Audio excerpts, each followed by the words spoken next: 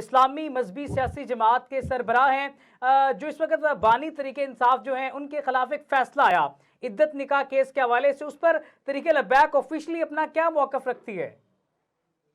देखें, तहरीक लब्बैक पाकिस्तान ने ये कहा है कि शरीयत हो या कोर्ट हो, पाकिस्तानी कोर्ट हो या शरीयत मुतहरा हो या पाकिस्तानी जितना भी जनाब कोर्ट सिस्टम है वो हो, ये किसी के खिलाफ ज़ाती तौर पर इस्तेमाल नहीं होना चाहिए।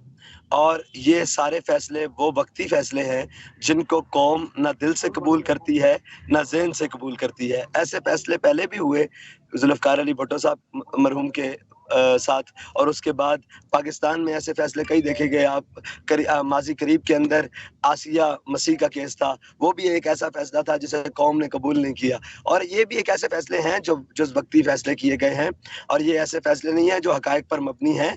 हाँ, हक़ाइक़ पर बहुत सारे ऐसे केसेज़ हैं जिनको चलाया जाए तो वो मुजरिम ठहरते हैं, लेकिन वो नहीं चलाया जाता। ये अपनी जनाब क्या कहते हैं, एक वो जो कोर्ट सिस्टम है उसके माथे पर एक कलंक लगा दिया जाता है हर 10, 15, 5, 7, 8 साल बाद। बल्कि हर जमहूरी हुकूमत के तकरीबन एक कुछ अरसा गुजरने के बाद कोर्ट सिस्टम के माथे पर एक ऐसा कलंक लगा दिया जाता है जिससे कौम का एतबार इस सिस्टम से उठ जाता है। तो ये फैसले भी एक ऐसे हैं जो एक मजाक तो हो सकते हैं, एक कलंक तो हो सकते हैं, एक कोर्ट सिस्टम के माथे का स्याह धब्बा तो हो सकते हैं, लेकिन ये फैसले नहीं हो सकते।